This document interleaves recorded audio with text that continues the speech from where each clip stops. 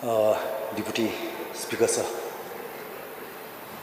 I also rise to take part in this resolution brought by Honorable Member, MLA from Mahati, Charles Marnar, to strongly oppose the implementation of the Uniform Civil Code in the state.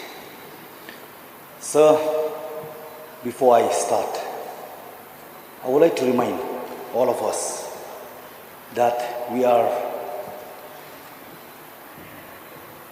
a very microscopic population in a mainstream of India. Let's not forget the fact. Therefore, it is a call for each and every one of us that let's stand unitedly. I appreciate the Honorable Chief Minister who had made his stand to oppose. How much more if we can bring this issue of UCC, Uniform Civil Code, in a form of resolution.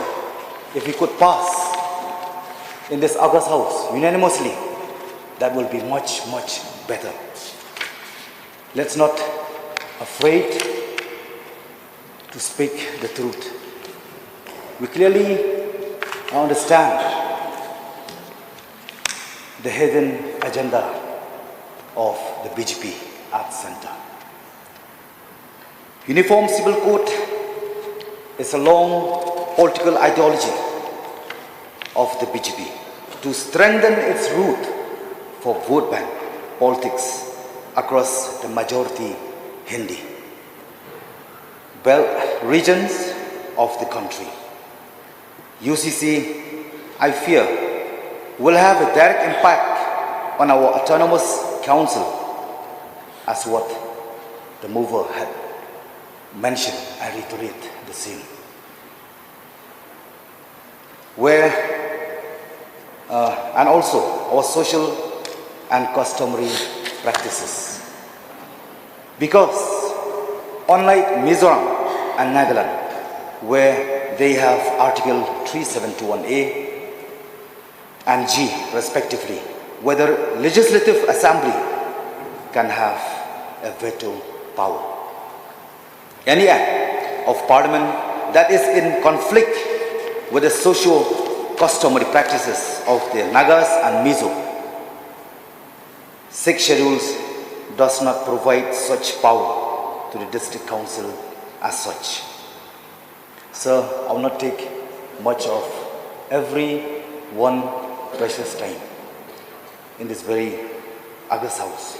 It is a very vital issue which brought by our honorable member. Therefore, I urge the House to pass a resolution against UCC, because now it's UCC, no doubt about that.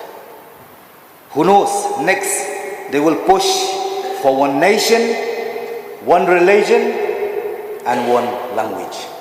Sir, as I always believe, not in words but in action, these very few words, I make my submission to stand opposed to the move of the central government for implementation of Uniform Civil Code in the state. Thank you, Mr. Speaker, sir.